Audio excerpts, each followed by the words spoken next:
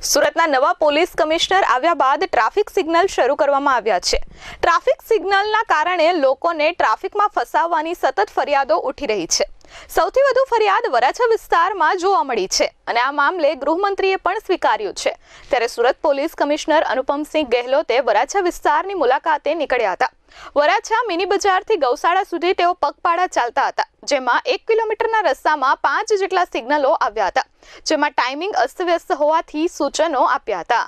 સુરત શહેરમાં ટ્રાફિક સિગ્નલો થોડા દિવસોથી શરૂ કરવામાં આવ્યા છે, જેથી લોકો ટ્રાફિક સિગ્નલનું પાલન કરી રહ્યા છે, જેને લઈ લોકોમાં ટ્રાફિક સિગ્નલના ટાઈમને લઈ થોડી ઘણી ફરિયાદો ઉઠી રહી છે। સુરત પોલીસ કમિશનર સહિતના આ મામલે સુધારા વધારા કરવાના પ્રયાસ થઈ રહ્યા છે।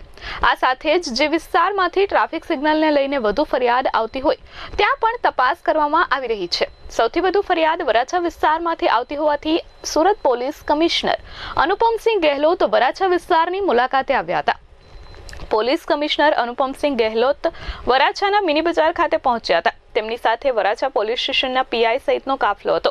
વરાછા રોડ પર જ ટ્રાફિક સિગ્નલ આવ્યા બાદ માત્ર 100 મીટરના અંતરે જ મિની બજાર ખાતે અન્ય એક સિગ્નલ આવી ગયું હતું, જેને હાલ પૂરતું બંધ કરવામાં આવ્યું છે। આ બંને સિગ્નલને લઈને સૂચનાઓ આપવામાં આવી હતી। આ સાથે જ આ ટ્રાફિક સિગ્નલ પર રહેલા ટ્રાફિક અધિકારીને પણ બોલાવી તેમને પણ સૂચનો કરવામાં આવ્યા હતા।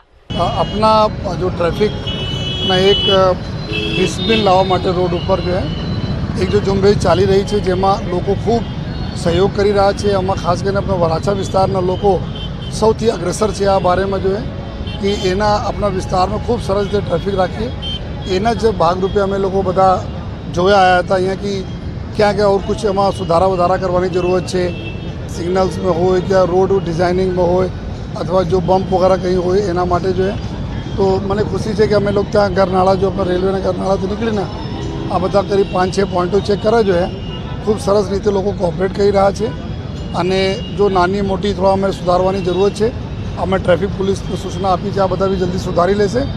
અને સૌપ્રથમ તો હું આપણા સમગ્ર જો વરાછાના લોકોનો જો આભાર માનું છું કે આપ એક એવા દાખલા બેસાડ્યા છે જો જે ખૂબ સરસ રીતે આપણા આ વિસ્તાર એવું છે, બહુ જૂના વિસ્તાર જ્યાં ડાયમંડના બહુ મોટો વેપાર થતા હોય છે। અલગ અલગ વિસ્તાર છે, લોકો અહીંયા વહેલી સવારથી 6-6:30 વાગ્યાથી લઈને દેર સાંજ તક અહીંયા લોકો કામ કરતા હોય છે।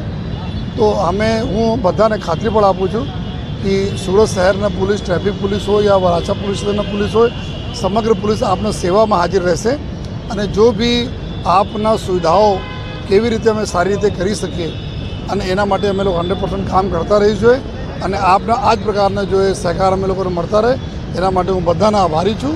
મિની બજાર ખાતેથી જ પોલીસ કમિશનર ચાલતા નીકળ્યા હતા, જેના થોડાક આગળ ચાલતા જ વધુ એક સિગ્નલ આવ્યું હતું। આગળના સિગ્નલેથી નીકળ્યા બાદ આ સિગ્નલે આવતા ફરી વાહન ચાલકોને ઊભું રહેવું પડે તે રીતનું ટાઈમિંગ હતું। ત્યાંથી આગળ આવતા જ વધુ એક સિગ્નલ આવ્યું હતું, જેમાં પણ ટાઈમિંગ અસ્તવ્યસ્ત હતું। 1 કિલોમીટર ચાલતા પોલીસ કમિશનર ગૌશાળા સર્કલ સુધી પહોંચ્યા હતા। ગૌશાળા સર્કલ ખૂબ જ મોટું હોવાથી હાલ પૂરતા સિગ્નલ બંધ રાખવામાં આવ્યા છે। ગૌશાળા સર્કલ ખાતે પહોંચ્યા બાદ આ 1 કિલોમીટરમાં 5 જેટલા સિગ્નલ આવ્યા હતા। 1 કિલોમીટરમાં 5 સિગ્નલને લઈ સૂચના આપવામાં આવી હતી અને એક સિગ્નલથી નીકળ્યા બાદ બીજા સિગ્નલે પણ વાહન ચાલકોને ઊભું ન રહેવું પડે તે રીતનો ટાઈમિંગ કરવાની પોલીસ કમિશનરને સૂચના આપી હતી। આ સાથે જ ગૌશાળા સર્કલ પર ઊભા કંટ્રોલ રૂમમાં પણ આ અંગેની જાણ પોલીસ કમિશનર દ્વારા કરી દેવામાં આવી હતી। આ સાથે જ પોલીસ કમિશનરે લોકોનો આભાર માન્યો હતો અને સહકાર આપવા અપીલ કરી હતી। અમે જો જોયા જે તે વખતે બધા સિગ્નલો જો લાગ્યા હતા જો તો જ્યાં અમારા એકદમ સિગ્નલ અમે લાગે છે ત્યાં બ્લિંકિંગ મોડ ઉપર રાખીને અને અમુક જો એક જેથી નજીકના કોઈ સિગ્નલનો દાખલા તરીકે આપણા બ્રિજ પાસે જો 3 રસ્તા છે એના પછી તુરંત અમારા જો માનગઢ ચોક ઉપર આવે છે ત્યાં અમે બ્લિંકિંગ મોડ ઉપર રાખી દઈએ, જેથી નજીકના જો પ્રશ્નો છે દૂર સોલ્વ થઈ જાય અને ટ્રાફિક નીકળતા જાય। પછી આગળ બી આવનાર રસ્તાઓમાં ટાઈમર આ રીતે અમે લોકો બી સેટ કરીશું જોઈએ, જેથી એક વખત નીકળે તો એના સરળતાથી પૂરે સળંગ નીકળીને અહીંયા તક સરસ્વતી 4 રસ્તા તક આવી જાય છે। તો આ બધા જેટલા બી નાની મોટી અમે લોકોને સુધારા વધારા ટેકનિકલ કરવાના છે, બધાને કામગીરી ચાલુ છે અને આ સરસ રીતે જો લોકોનો સહકાર આપણને મળે છે તો એના સહકાર કોઈ દિવસ જો જાય જશે નહીં, એવા બધાને ખાતરી આપશે। લેફ્ટ સાઈડ વળવું હોય તો બહુ તકલીફ પડે છે બધા આ ટ્રાફિક ખૂબ જ પુષ્કળ છે અને ખાસ કરીને અમારા વિસ્તાર આ વરાછા વિસ્તાર એવું છે જ્યાં 2 વ્હીલરના પ્રમાણ બહુ વધારે રહે છે। લોકો આપણા જો કામ કરવાવાળા લોકો અહીંયા વધુ અવર જવર કરે છે તો રોડના પહોળાઈને ધ્યાનમાં રાખીને અમે ધીમે ધીમે આ જ ડ્રાઈવ લેવાના છીએ કે ફ્રી લેફ્ટ સાઈડ રહે. જો લેફ્ટ સાઈડ જો જવા માંગે છે એના કોઈ ગાડી ત્યાં ઊભી નહીં રહી જોઈએ, જેથી લેફ્ટ સાઈડના ટ્રાફિક કન્ટિન્યુઅસ ચાલતા રહે તો ઓટોમેટિક મેન લાઇન ઉપર બી ટ્રાફિક ઓછો થઈ જશે. આગળ અમુક લોકો ગલત ઢંગ से પાર્કિંગ કરી દેતા ગાડી લઈને ઊભા થઈ જાય તો પીછે જેના લેફ્ટ જવાના હોય આ બી ઊભા થઈ જાય અને પછી એના લીધે બીજા લોકો ઊભા થઈ જાય. તો આ અમારા નેક્સ્ટ ટાર્ગેટમાં છે કે લેફ્ટ ટર્ન ફ્રી ટર્ન રહેવા જોઈએ. અને આપને થકી બધાને મેં રિક્વેસ્ટ બી કરું છું કે આપ આપણા લેફ્ટ જેના જવાના હોય, ડાબી બાજુ જેના જવાના હોય આ ડાબી બાજુવાળાને રહેવા દે. જેના સીધા જવાના હોય, રાઈટ જવાના હોય ત્યાં જો લેફ્ટ લેન ઉપર નહીં ઊભા રહે. Bureau report S24 news Surat.